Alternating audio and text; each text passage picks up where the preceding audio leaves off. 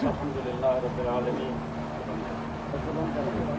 والعاقبۃ للمتقین والصلاۃ والسلام علی سید الانبیاء والمرسلین وعلی آلہ وصحبہ اجمعین۔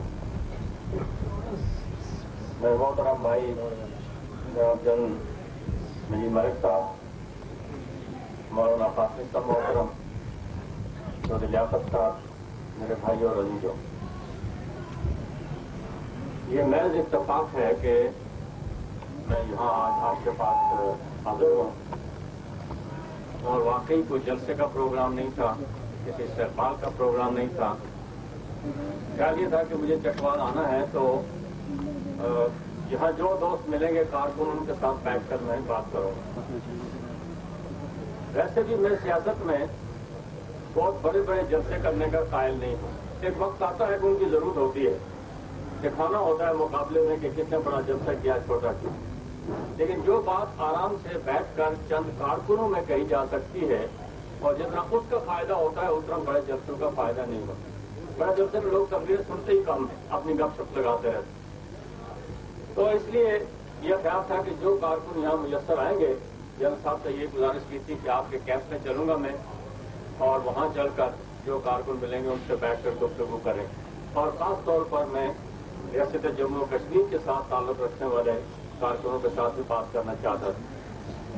تو اس طرح یہ اللہ کی مہربانی سے کئی باتیں ایک ہی دفعہ ہوگی۔ جب اللہ تعالیٰ مہربانی کرنے لگتے ہیں تو پھر وہ ہم اگر غلط بات کریں تب بھی اس کو صحیح کر دیتے ہیں، اور کبھی ناراض ہوں تو ہماری صحیح بات بھی غلط ہو جاتی ہے۔ تو یہ سارے کام میں سمجھتا ہوں کہ اللہ تعالیٰ کی کرم نوازی ہے۔ ابھی تک تو مجھے ٹھیک دکھائی دے رہے ہیں کہ ٹھیک راستے پر چل رہے ہیں، ہماری اپنی کوئی کوتاہی بیچ میں حائل نہ ہو جائے۔ تو میں آپ سب کا شکر گزار ہوں، جنرل صاحب کا شکر گزار ہوں، خاص طور پر قاسم صاحب کا، جنرل صاحب کا، جنہوں نے میرے بارے میں جو مجھے خیالات کا اظہار فرمایا، میں ان کے لیے بھی آپ شکر گزار ہوں۔ پھر میں دوبارہ انشاءاللہ الیکشن میں، انتخابات میں انشاءاللہ حاضر ہوں گا، اور پورا باقاعدہ پروگرام بنا کر جس طرح، کیونکہ یہ فیصلہ کرنے میں بھی تھوڑا سبق لگا مجھے کہ آیا مجھے پاکستان میں اس الیکشن میں حصہ لینا چاہیے کہ نہیں لینا چاہیے۔ اس پر کئی رائے ہیں اور اس میں کئی وجوہات تھیں، بات کہتے تھے لینا چاہیے، بات کر نہیں لینا چاہیے۔ تو میرا فیصلہ تو بہرحال میرے دل نے یہی فیصلہ کیا کہ جب پاکستان میں کوئی پریشانی ہو پاکستان کے لوگوں کو، میرے بھائیوں کو، عزیزوں کو، اور اگر میں نہ کام ہوں تو پھر میرے وجود کا فائدہ کیا ہے؟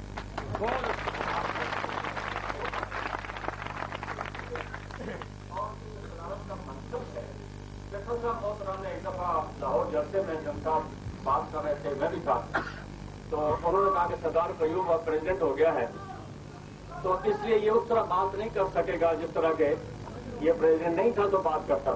یہ لاہور میں ایک بڑی بڑی میٹنگ تھی، اس میں انہوں نے کہا، تو میں نے چٹھا صاحب سے گزارش کیا تھا، میں کہ چٹھا صاحب صدارت مجھ پر سوار نہیں ہے، میں صدارت پر سواری کر رہا ہوں۔ آپ کو قومی مفادات کی ہے، میرا منصب ہو، اسحاق صاحب کا منصب ہو، کمانڈ چیف کا منصب ہو، کسی ممبر کا منصب ہو، جتنے منصب ہیں یہ سب اس ملک کے مفاد کے لیے، اگر ملک کے مفاد میں نہیں ہے تو یہ سارے حرام ہیں، سرے سے ان کا کوئی فائدہ ہی نہیں۔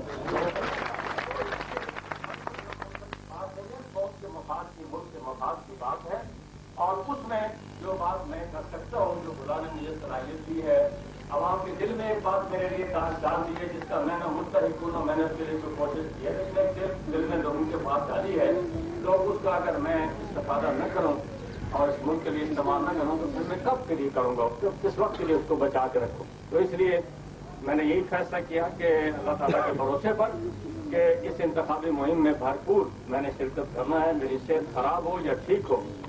کچھ لوگ یہ بھی کہہ رہے تھے، مجھے ایک ڈاکٹر صبح کہہ رہے تھے کہ تم اپنی صحت کا بھی خیال رکھو۔ میں نے کہا بھائی میری صحت جو ہے وہ میری مشن کا دار و مدار ہے، میں مشن کو صحت سے جدا نہیں کر سکتا، اس لیے، اور میرا مشن جو ہے وہ میری زندگی کے ساتھ، میری صحت جب خراب ہوگی تو میرا اس وقت خراب ہوگی جب میرا مشن بھی ختم ہو جائے گا اور میں بھی ختم ہو جاؤں گا، اس لیے مجھے اس کی کوئی فکر نہیں ہے۔ اسپتال میں خرابی جو صحت ہوئی انہوں نے پابند کر کے رکھا، وہ لیٹر ہے، جب باہر نکلا تو پھر میں دوبارہ حاضر ہو گیا۔ تو گزارش ہے کہ صحت کی بھی کوئی فکر نہیں ہے، اس قوم کے لیے، اس وطن کے لیے میں हजार करोड़ों लोग, उनकी सेहतें, उनकी जानें, उनका माल सब कुर्बान करना चाहिए इस मुल्क के लिए। कोई चीज पीछे रखना ये बात कर सकते थे और हमने नहीं। तो एक बात तो मैं ये अर्ज करना चाहता था कि इस इंतखाबी मुहिम में इंशाअल्लाह मैं भरपूर शिरकत करूंगा। किसी को पसंद हो या नापसंद हो, इसकी मुझे कोई फिक्र नहीं, और मुझे इससे भी गरज नहीं है कि कौन जीतता है या कौन हारता है, ये भी मैं आपसे अर्ज करूं, इससे भी गरज नहीं। मैं तो एक अपना फर्ज पूरा करना चाहता हूं। जीतने हारने की बात बिल्कुल अलग है। और जो लोग, जनरल मजीद मलिक साहब तो खुदा के फजल करम से बहुत अच्छे उम्मीदवार हैं, और मेरा दिल गवाही देता है कि बहुत कामयाब उम्मीदवार हैं इंशाअल्लाह। जाना चाहूंगा जिनमें कि लोग समझते हैं कि उम्मीदवार कमजोर है, ताकि उनकी मदद की जाए, जाकर उनको कामयाब करवाएं। इसलिए इस इंतखाबी मुहिम में इस तरह शिरकत का आगाज हुआ, और इत्तफाक से कल इस्लामाबाद में जलसा था नवाज खोखर के यहाँ, और आज फिर यहाँ आ गए तो यहाँ आपके साथ भी बात करने का मौका मिल गया। चंद बातें, जलसा अगर से ये तो उस तरह का आम जलसा नहीं है जिस तरह के आप लोगों करते होंगे, उसका इंतजाम भी नहीं हमने किया था, लेकिन मैं चंद बातें इस मुख्तसर से कारकुनों के इज्तिमा के जरिए आप तक जरूर पहुंचाना चाहता हूं। फिर इंशाल्लाह मौका मिलेगा। मैंने मौलाना कासिम साहब मोहतरम से भी गुजारिश की है कि उनका भी ख्याल था मैं किसी वक्त चटवा रहा हूँ, तो मैं इंशाल्लाह वहाँ भी हाजिर रहूँगा। तो वो चंद बातें आपसे गुजारिश करता हूँ कि आप तवज्जो से सुनेंगे और उन पर गौर करेंगे जाकर कि ये बातें सही हैं, गलत हैं, कोई इंतखाबी प्रोपेगेंडा है या क्या जरूरत है, इस पर गौर करेंगे जाके, और फिर अपना फर्ज पूरा करेंगे। जिस तरह मैं अपना फर्ज पूरा कर रहा हूँ, बाकी लोग कर रहे हैं, इस तरह अपना फर्ज पूरा करेंगे। जनसा मोहतरम ने एक बात कही है कि भुट्टो साहब के वक्त में क्या कुछ बड़ी लंबी दास्तान है, न उनको वक्त है सुनाने का, न मुझे वक्त है सुनाने का। पर भुट्टो साहब के साथ बड़ी दिलचस्प हमारी वो दौर रहा, बहुत दिलचस्प रहा। असल में लड़ाई का मजा भी बराबरी में हो तो आता है, तो वो लड़ाई का बहुत मजा उनके साथ होता था। मैं भी समझता था कि एक एक कदम जो भुट्टो के खिलाफ हम उठा रहे हैं, ये खुदा और उसके रसूल के रास्ते में है और अहम जिहाद है। इसलिए हमने भी बेदरे उन्होंने भी कोई कसर नहीं रखी और हमने भी कोई कसर नहीं रखी, और आज भी यही सूरत है। मैं आपसे सीख कहता हूँ, मेरे बात पर यकीन करें, मैं अपने लिए कहता हूँ, मैं आपको नहीं कहता, अगर आपके दिल में भी आए तो आप भी करें, लेकिन मैं अपने लिए मौलाना ये कहता हूँ, पूरे ईमान के साथ ये बात कहता हूँ कि मैं इस इंतखाबी मुहिम को वो इंतखाबी मुहिम नहीं समझता जो एक मुल्क के अंदर लोग पार्टियां इलेक्शन लड़ती हैं, जीतती हैं, हारती हैं, वो मुहिम नहीं समझता। मैं ये समझता हूँ कि इस वक्त बिल्कुल सही मानों में हम कुफ्र और इस्लाम की जंग में खड़े।